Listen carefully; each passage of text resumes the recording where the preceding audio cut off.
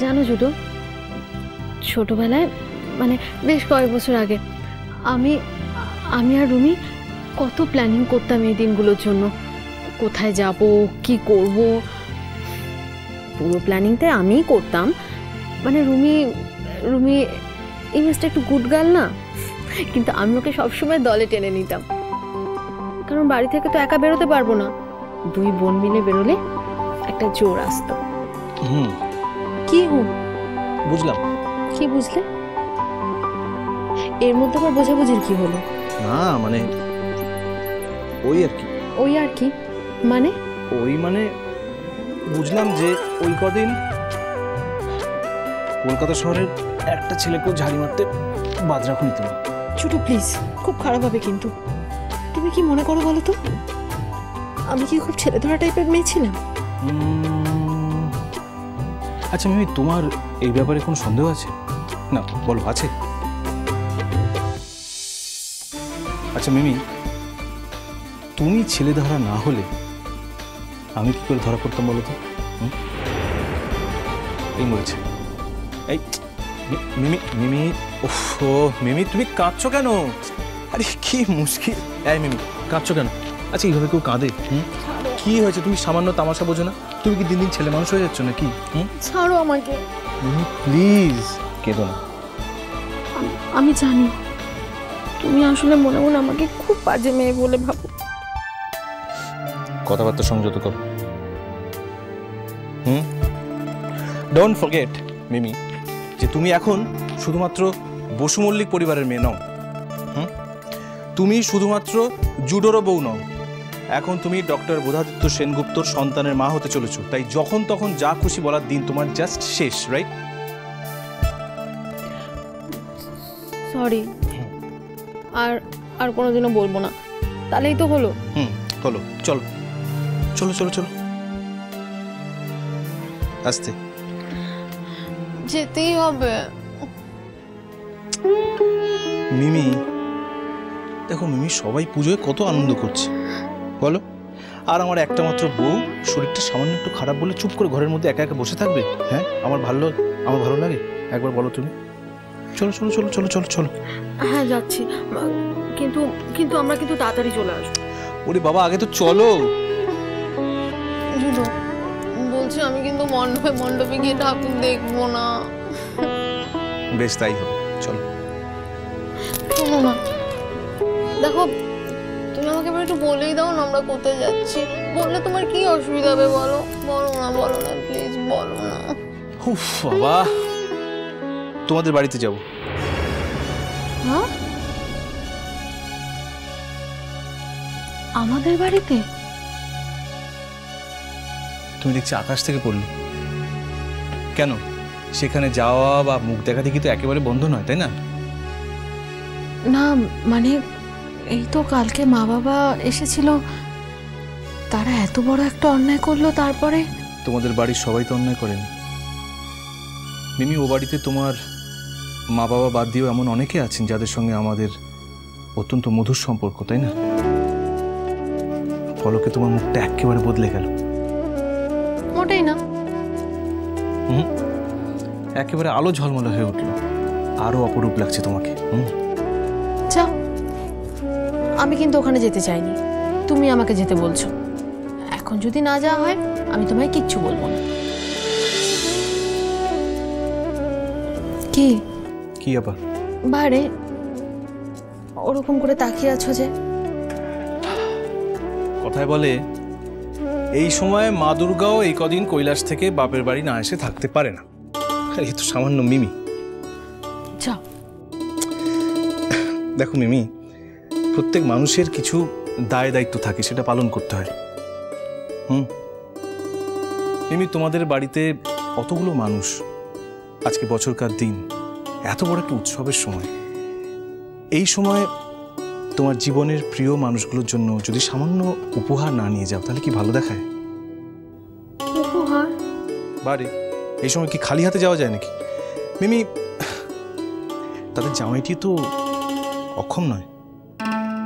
কিন্তু কোনো কিন্তু নয়, দাঁড়াও আমি আসছি। এই যে এই কয়েকটা জিনিস আমি নিয়ে এসেছি, তবে তোমার মতো তো গুছিয়ে গেছে আনতে পারিনি। আমার যা পছন্দ হয়েছে টুকটাক আমি সবার জন্য কিনে নিয়েছি। ছোট, তুমি এগুলো কখন করলে? করে ফেললাম। আমার বউটার শরীর খারাপ বলে তার বাপের বাড়ির দায় পালন হবে না? ওরে বাবা, আমি অসুস্থ হইনি তো নাকি? মিমি, এটা কি পুজো স্পেশাল?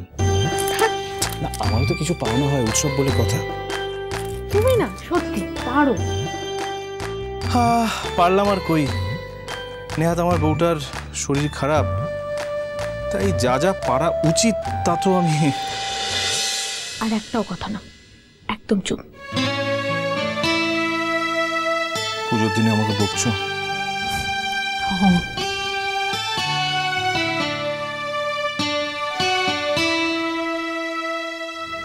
ছোট, এক এক সময় ভাবি এত সুখ আমার সইবে তো? আমার খুব ভয় করে ছোট, মাঝে মাঝে আমার খুব ভয় করে। মনে হয় কি সবকিছু একদিন মিলিয়ে যাবে মরিচিকার মতো। ওই বোকামি, দিন দিন তুমি বড্ড বোকা হয়ে যাচ্ছ জানো তো। বোকা একটা। চলো আর দেরি করো না, চলো। ওহো, এগুলো দেখবে তো? দেখো আমি এইগুলো। না না, এখন দেখবো না। কেন? আমার জন্য সারপ্রাইজ থাকুক না, সবাই যখন দেখবে তখন দেখবো। আচ্ছা বেশ, তাই হবে, সারপ্রাইজ থাক। চলো। শুরু। আমি খুব ভাগ্য করেছিলাম, তাই জন্য আমি তোমার মতো একজন স্বামী পেয়েছি। মন থেকে বলছি। তা তো বটেই, তা তো বটেই। কেলেন্দি আর চেরির জন্য এমন সুদর্শন একটা বর জাস্ট ভাবা যায় না, বুঝলে? তুমি কথাটা সিরিয়াসলি নিলে না, সেটা বুঝলাম, কিন্তু প্লিজ কোনোদিন আমাকে দূরে ঠরে দিও না। যাই হয়ে যাক কেন আমাদের মধ্যে। এই কি হবে? বলা তো যায় না, চিরকাল তো কারো একরকম যায় না ছোট। আমাদের যাবে। তুমি ঠিক বলছো ছোট। ঠিক বলছি মানে? হ্যাঁ মিমি, তোমার কি হয়েছে বলো তো? কই কিছু না তো। বুঝেছি, আসলে এই সময় মেয়েরা একটু দুর্বল হয়ে যায় মানসিকভাবে। না হলে আমার বিশ্বশ্রেষ্ঠ মুখরা বউ, সে নাকি এক বস্তা ভেজা তুলোর মতো হয়ে গেল এরকম ভাবে। হ্যাঁ, এই মেঘের কোলে চাঁদ উঠেছে অ্যাট লাস্ট। যাও তো মিমি, মনে কোনো সংশয় রেখো না। দেখো মিমি, তুমি যেমন আমাকে কখনো ঠকাওনি, সেরকম আমিও তোমায় কখনোই ঠকাইনি। তাই দেখবে আমরা দুজনে একসাথে খুব ভালো থাকবো, খুব সুখে থাকবো।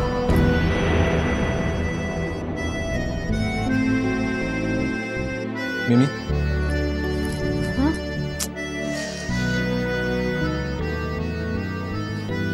কি হলো তোমার? কই কিছু না তো। কি হয়েছে? মুখ চোখের অবস্থা এরকম কেন? কি শরীরটা কি আবার খারাপ লাগছে বেশি নাকি?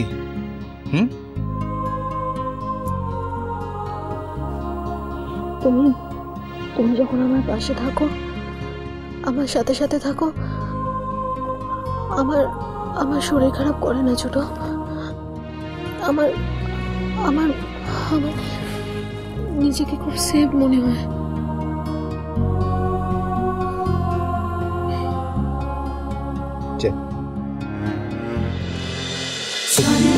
বাজে জন্মপথ